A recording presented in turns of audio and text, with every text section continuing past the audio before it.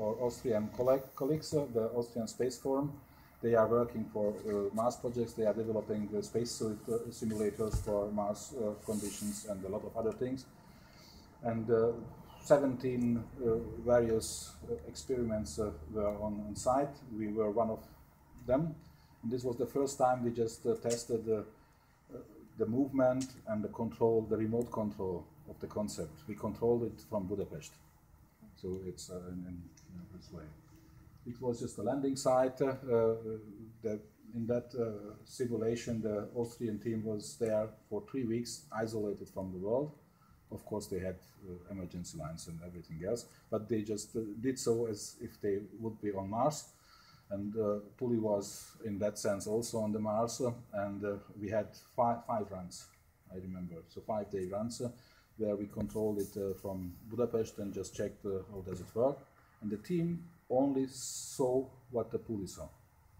So it sends back images, and this is just the principle how to call it, like curiosity actually. It's the same concept. Mm-hmm. Okay, this was that one. This was in the, I call it Baby Mission Control Center in Budapest. We got some support from the municipality. So we are in the informatics department at home for such tests. This time we had in the same place or control there. And even this, you can see this guy is here, the major of Budapest, so he's engineer, so he even understood a little bit of the project. And okay, I can tell it was Murphy was 100% with us. And I'm not joking, it's really happened. So, okay, Mr. Major, this is working. Push that button and the rover will go that way. And exactly in the, really not joke, communication just failed. 8 minutes. Probably the guys, the spacesuit tester, they was transmitting video. So the bandwidth was just completely blocked. And okay, 30 seconds, no problem. 1 minute, okay, something is wrong. And it took really 8 minutes just to get back to the connection. Then he could push the second time the button, and it went everything well. But it was really unbelievable. That's exactly in that moment. Okay. That's not Rod in the lower right corner, was it? No, not I think you have Hungarian cousins. He's one of our electrical engineers, one of the best drivers. So, well, maybe you can just try to find the Maybe, yeah. You're right. Okay. So this was just a mission control we used this time as well, and this is a nice picture took there by the photograph, the Austrian team, and we were very happy because this picture just went around the world. It was on the BBC site, so whatever, it's a very nice picture. It did get even to Honolulu. Tuesday's Honolulu paper front page. It was on the front page. That's the same picture that and our tests live here. So that's it. And this was one of the pictures the rover took in Morocco. It's a Moroccan sunset taken from Budapest. Mm-hmm. This is something where when you think it's already okay if we can do this one. So not many people did take a sunset in Morocco from Budapest, I believe. Okay, so this was history, and just maybe one saying I just found from one of the famous Hungarian guys from the 19th century. So we try to do together all these things. And now I can come to the last week and to Hawaii, which is just a natural continuation of this thing. So we developed a little bit further our hardware. We have 2 prototypes. We call them I2.0. This is in the truck of John right now, what you have seen in Morocco. It's our Moroccan veteran, and no Moroccan and Hawaiian veteran. This is I2.5. It's just representing this iteration 2 phase. So they are mostly identical up to the seeing capabilities. It's just the first test neck, we call it, just how can you move better with that one. And of course our software was developed a little bit also this time. So we came, as I told you, to PISCES because of the external conditions. The very good test site here, and I hope I can show you a couple of images.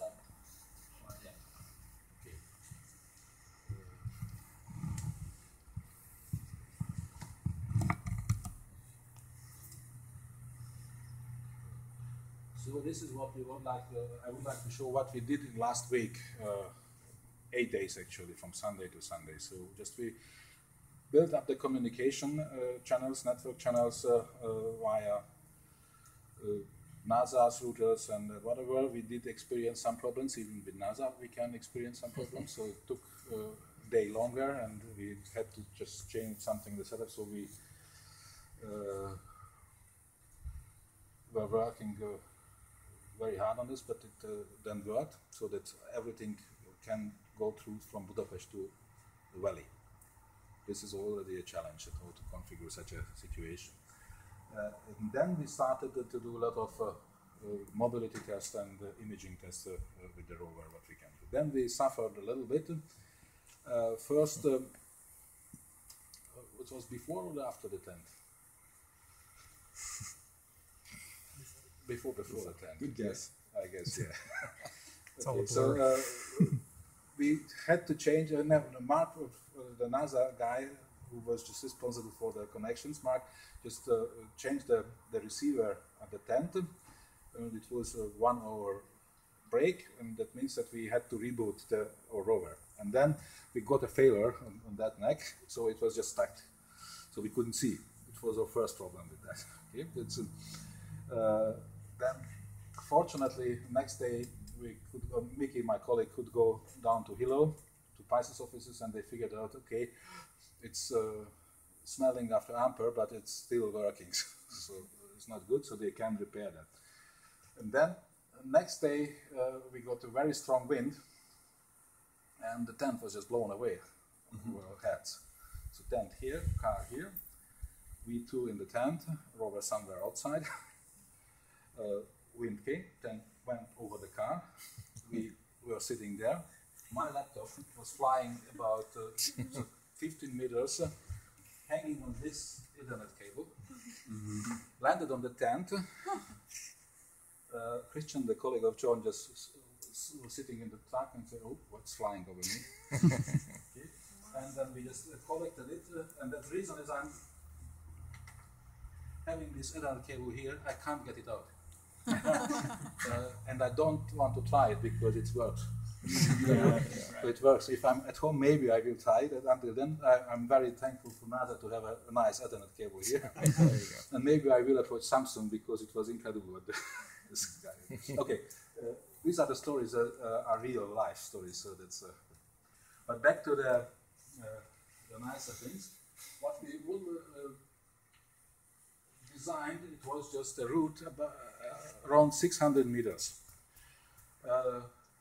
which you can see here. This is the valley. I will show you some images as well later on. It's called the Haivahini Valley. It's about 1 mile from the astronomy, the Halepo-Herku station on the road to the summit, to the Mauna Kea summit. It's a very nice place actually, sometimes windy, but... Sometimes rainy. Sometimes, yeah. The first day, Sunday, we arrived, it was rainy. And we say, okay, if all the time it will rain, it's not really moon-like. So normally there is not much rain on the moon. But from Monday on, actually it was really great. Up to these wind stories was perfect weather. 2 or 3 days very strong wind. Not every day just for hitting the tent, but it was enough for once. But it was also an experience for the dust, actually, which is very similar to the Lunar. It's very fine, and in the tent, in 1 second, you will have everything on the table, on the laptop.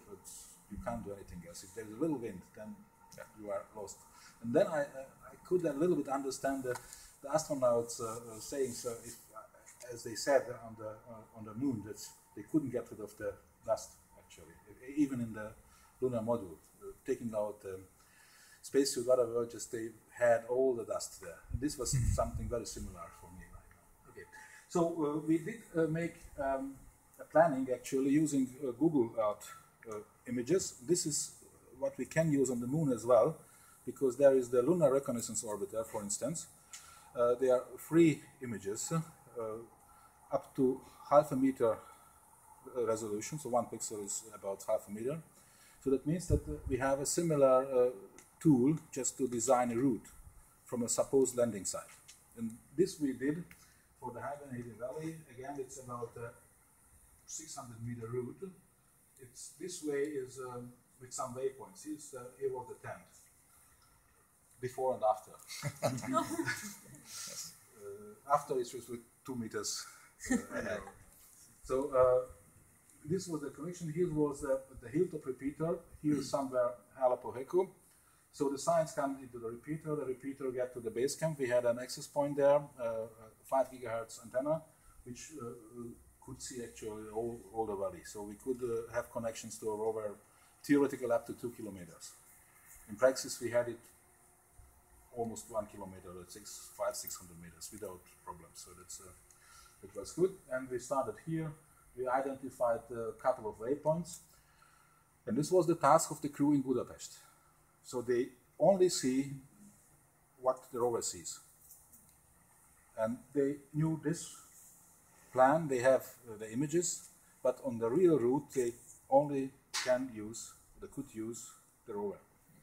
They managed quite well just to go. This was a more or less easy way with some highs and lows. This was hard to find, but they did get it as well.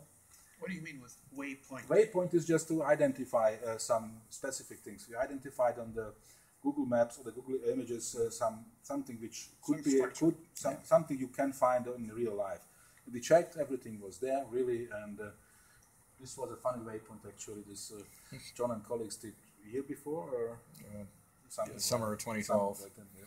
They just collected grass, and that grass they formed a star. And it looks like a white star on the Google Earth images. It was very hard to find for the crew because it was just in principle on the ground, so it's no elevation. Yeah. So this was not easy for them. Are those contour lines on that image? Mm-hmm. Yes. Okay. Yeah. I don't remember right now, but I believe the elevation distance. This was also about 50 meters or even more. Mostly in this area. Here was also some change, but the most was just in the final thing. So the first day we went up to here. The reason was just the crew did make some mistakes, especially in this area. So they lose time and energy, and the batteries were not strong enough. We did start with maybe a 90% charging. We couldn't make it better, and we have solar cells, but they are not enough to power all the stuff, so it's just helping the crew. And of course, depending on how much dust you get on that, it just decreases. And this was one of the failures or the mistakes we did, and we learned from it. So sometimes they just went too fast, and even if on the moon there is no wind, there was wind. And so we got a lot of dust on that, so that means that even the solar power were just minimized. But nevertheless, we did manage, the crew did manage to get here, and the next day we finished over 600 meters, and this track was not easy to get there. It was about 30-grade slope with deep dust. It's not trivial to get high, and we did get it. And that was just the finish. The rover arrived. It's an outside picture. You can see it's that high, and we were there.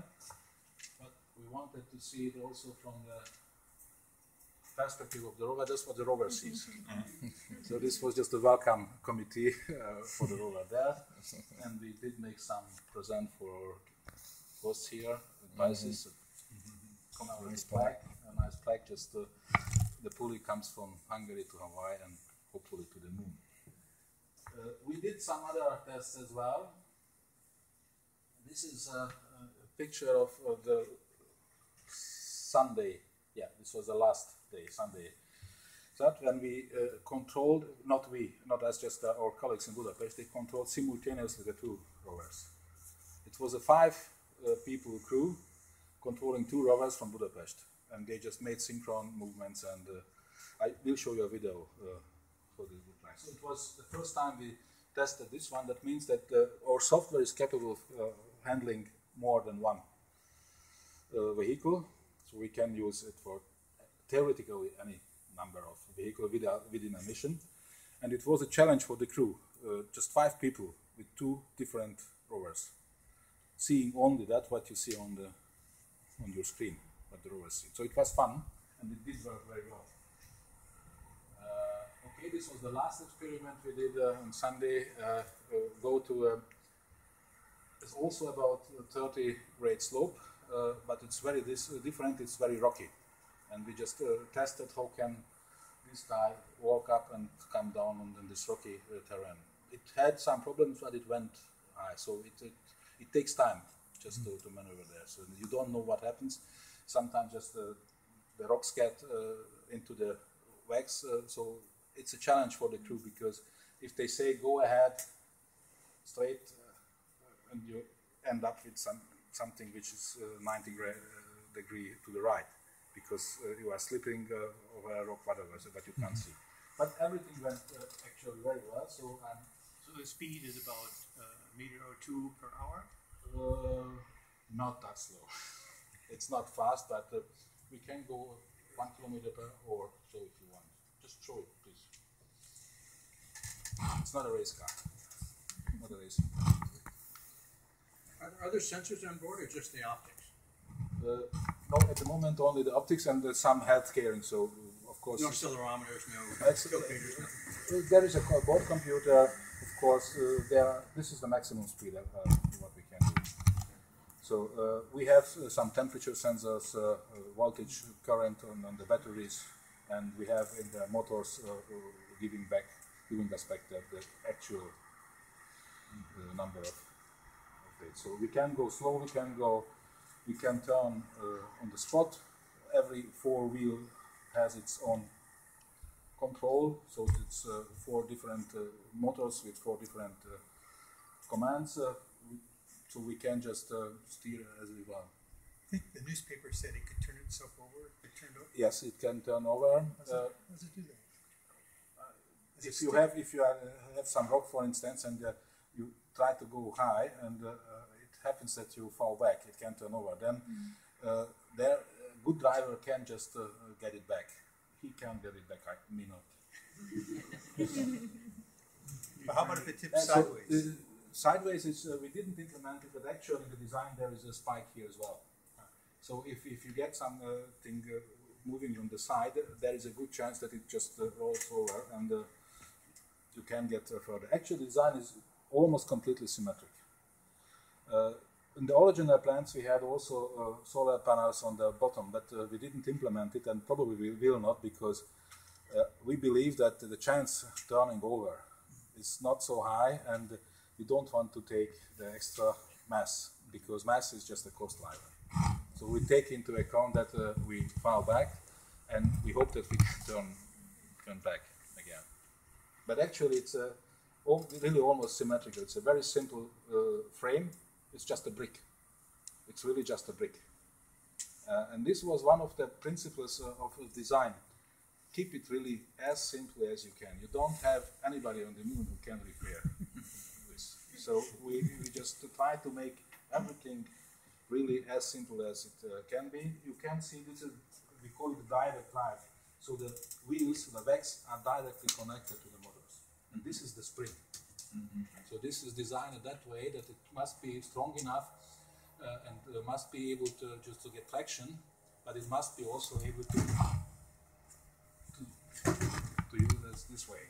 And this was, I believe, it is the 5th or 6th design of the wax what our engineers went through, so various concepts, and this is what we are following right now, and we think it is the best one, with the special form. This is at the moment the Kevlar carbon composite material. We are working on getting it a bit more space capable, just because of temperature effects and radiation effect, vacuum of course as well. But we will use probably very much the same design, so there will be no change for the space grade version. There will be slight changes, might be in the size, depending on simply on the availability of space grade solar cells. So if you have some packs with again vector, put them together, that it gives you a sign. You don't want to cut them. So that's the reason. But actually, this will be the result as well. So this is how does it work. I believe you will be on some of the images Miklos did right now during the session, so maybe we can use it. And I try to get one of the videos here.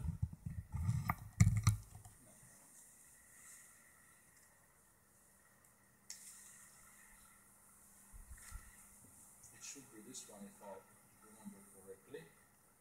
Oh, it's already here. So I hope that the other one is not coming.